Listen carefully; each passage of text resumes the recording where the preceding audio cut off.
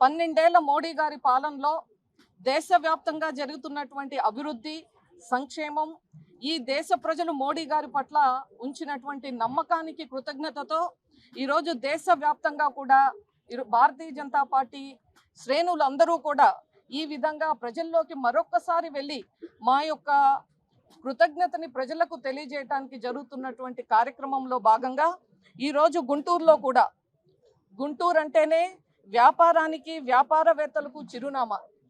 అటువంటి ఈ జిల్లాలో, అటువంటి ఈ ప్రాంతంలో, ఈ కార్పొరేషన్ పరిధిలోనే చూసినట్లయితే ఈవేళ జరుగుతున్నటువంటి అభివృద్ధి, అనేక రకాలుగా మౌలిక సదుపాయాలు, ఇక్కడే మన వెనక చూస్తున్నటువంటి ఆర్ఓబి, ఇటువంటివి ఈ కార్పొరేషన్ పరిధిలోనే 5 జరుగుతున్నాయి అంటే కొన్ని వందలు, దాదాపు 500 కోట్ల రూపాయలతో ఈవేళ మన గుంటూరు కార్పొరేషన్ పరిధిలోనే ఈ యొక్క ఆర్ఓబిలు జరుగుతూ ఉన్నాయి. ఇవి కాకుండా మన ప్రైమ్ మినిస్టర్ ప్రధానమంత్రి సడక్ యోజన కానీ, మనకు ఇతరత్ర జలజీవన్ మిషన్ కానీ, అనేక రకాలుగా అమృత్ పథకంలో కానీ ఈ యొక్క ప్రాంత పరిధిలో వేగంగా అభివృద్ధి కార్యక్రమాలు జరుగుతున్నటువంటి సందర్భంలో అదే మాదిరిగా మనం ఒక్కసారి చూసినట్లయితే ఈవేళ ఆంధ్రప్రదేశ్ పరిస్థితిలో మనం జరుగుతున్నటువంటి అభివృద్ధి చూసినట్లయితే మోడీ మదిలో ఆంధ్రులు, భారతీయ జనతా పార్టీ మదిలో ఆంధ్రప్రదేశ్. ఈ విధంగా ఏ మారుమూల గ్రామానికి వెళ్ళినా, శ్రీకాకుళం నుంచి అనంతపురం వరకు ప్రతి జిల్లాలో మారుమూల గ్రామంలో సైతం ఈవేళ అభివృద్ధి కార్యక్రమాలు వేగంగా జరుగుతున్నాయి.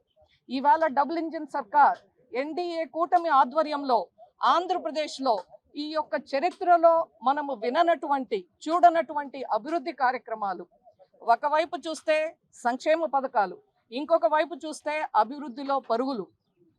ఒకప్పుడు వెనుకబడిన జిల్లాలుగా చెప్పుకునేటువంటి 7 జిల్లాలు, ఉత్తరాంధ్ర 3 జిల్లాలు, రాయలసీమ 4 జిల్లాల్లో సైతం ఈవేళ వేగంగా అభివృద్ధి చెందుతున్నటువంటి ఒక గ్రోత్ ఇంజిన్స్, ఆంధ్రప్రదేశ్కే అవి ఒక గ్రోత్ ఇంజిన్స్గా ఉన్నటువంటి జిల్లాలుగా తయారవుతున్నాయి అంటే దీని వెనుక ఉన్నటువంటి కూటమి యొక్క కృషి, ముఖ్యంగా మన ప్రధానమంత్రి నరేంద్ర మోడీ గారు ఆంధ్రప్రదేశ్ పట్ల చూపిస్తున్నటువంటి ఆదరణ అనేటువంటిది మనందరం కూడా గమనించాలి.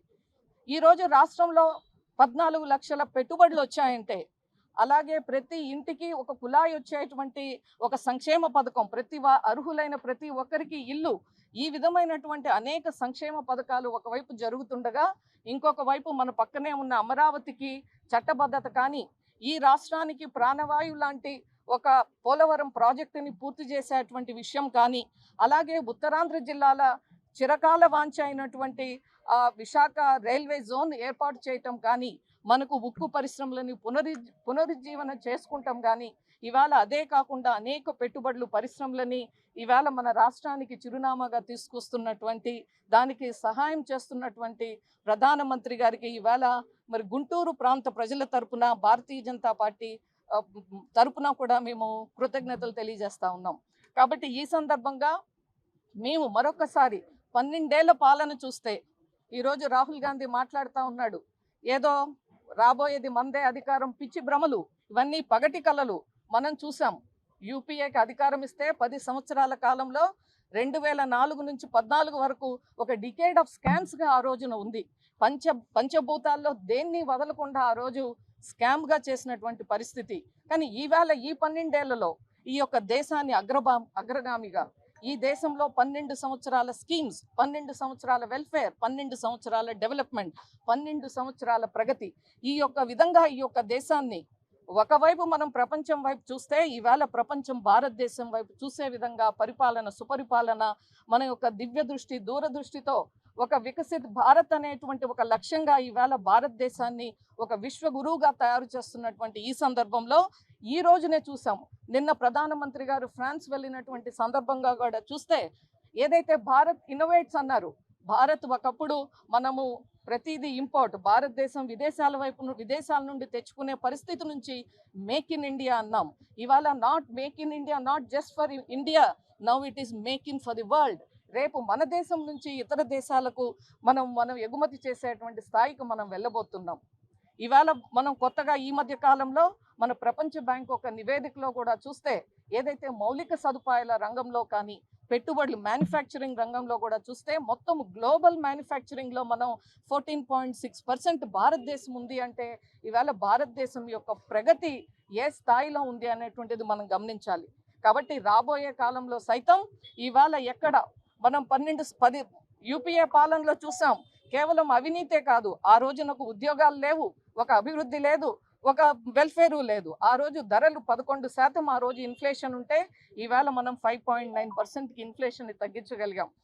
ఈ రోజు మహిళల కోసం, పిల్లల కోసం, అమ్మాయిల కోసం బేటీ బచావో మొదలు ఈవేళ మనకు మాతృవందన యోజన, మహిళలకు రాజకీయాల్లో అవకాశాల వరకు చూస్తే అనేక రంగాలుగా యువత కోసం, మహిళ కోసం మనకు అన్నదాత ఫస్ట్, నేషన్ ఫస్ట్ ఎలా అయితే మనము భారతీయ జనతా పార్టీ ఒక మూల సిద్ధాంతమో అదే మాదిరిగా మన దేశంలో అన్నదాత ఫస్ట్ అనేటువంటి విధంగా ఇవాళ మనం రైతులకి ఇచ్చేటువంటి అవకాశాలు కానీ, ఈ విధంగా మారుమూల గ్రామాల్లో సైతం మనం భారతీయ జనతా పార్టీ చేస్తున్నటువంటి అభివృద్ధిని ప్రజల్లోకి తీసుకువెళ్ళటం కోసం ఇవాళ నరేంద్ర మోడీ గారు అంటే కేవలం ఒక ప్రధానమంత్రి కాదు, అదొక పేరు కాదు, అదొక ఫినామినా, అదొక అద్భుతం, అదొక సంచలనం. ఇవాళ నరేంద్ర మోడీ గారి యొక్క పాలనలో మనం చూసాము, దేశంలో ఒక చరిత్ర సృష్టించారు. ఒక లాంగెస్ట్ సర్వింగ్ ఎలక్టెడ్ ప్రైమ్ మినిస్టర్గా ఒక సంచలనమే కాదు, వారు ఒక ప్రజా ప్రతినిధిగా, అంతకుముందు 3 సార్లు ముఖ్యమంత్రిగా, 3 సార్లు ప్రధానమంత్రిగా, ఒక మచ్చ లేనటువంటి ఒక ప్రజాప్రతినిధిగా ఈ దేశ చరిత్రలో ఒక రాజకీయ యవనికపై వారికి ఉన్నటువంటి ఒక ప్రత్యేకమైనటువంటి స్థానాన్ని ఇవాళ ప్రజలందరూ గమనించి ఎక్కడ ఎన్నిక జరిగినా, ఎక్కడ ఏ రాష్ట్రంలో ఎన్నిక జరిగినా కూడా ప్రధానమంత్రి గారికి, భారతీయ జనతా పార్టీకి ఇవాళ ప్రజలు పట్టం కడుతున్నారు అంటే అది ప్రధానమంత్రి గారి పాలన మీద ప్రజలకు ఉన్నటువంటి నమ్మకం. ప్రధానమంత్రి గారి చరిత్ర ఇదవుతే రాహుల్ గాంధీ చరిత్ర చూసాం. 12 సంవత్సరాల్లో ఒక నాయకుడి యొక్క నేతృత్వంలో ఇన్ని ఓటములు జరిగినటువంటి ఒక ప్రజాప్రతినిధి ఎవరైనా ఉన్నారు అంటే అది రాహుల్ గాంధీ. కాబట్టి రాహుల్ గాంధీ పగటి కళలు మానుకోవాలి, రెచ్చగొట్టేటువంటిది మానుకోవాలి, ఏదైనా ఉంటే సలహాలు ఇవ్వాలి. మనం కోవిడ్ నుంచి ఇప్పటి వరకు మనం ప్రపంచవ్యాప్తంగా ఎన్ని రకాల మనకి సంక్షోభం ఎదురైనా కూడా సంక్షోభం వచ్చిన ప్రతిసారి మరింత ముందుకెళ్ళింది ఈ యొక్క భారతదేశం నరేంద్ర మోడీ గారి నాయకత్వంలో అని చెప్పి ఈ సందర్భంగా తెలియజేసుకుంటూ ఇక్కడికి విచ్చేసినటువంటి మీ అందరికీ కూడా ధన్యవాదాలు తెలియజేసుకుంటూ సెలవు తీసుకుంటున్నాను. ముఖ్యంగా ఫ్లైఓవర్ చూస్తే మనకు సంవత్సరం రాబోయే ఈ నాటికి మరి ఇది ప్రజల్లోకి అందుబాటులోకి రాబోతుంది. ఈ యొక్క గుంటూరులో అనేక రకాల అభివృద్ధి కార్యక్రమాలు ఇవాళ జరుగుతూ ఉన్నాయి. రాబోయే కాలంలో మరి ఇక్కడ మన భారతీయ జనతా పార్టీ కానీ కూటమి నేతృత్వంలో ప్రతి ఇంటికి కుళాయి కానీ, ప్రతి ఇంటికి మరి మౌలిక సదుపాయాలు అనేటువంటి లక్ష్యంగా మేము ముందుకెళ్తున్నాం. ఆ విధంగా ప్రజలందరూ కూడా మరి ఎప్పుడు ఎన్నికలు వచ్చినా ఎన్డీఏ కూటమిని ఆదరించాలని చెప్పి మనస్ఫూర్తిగా కోరుకుంటున్నాను.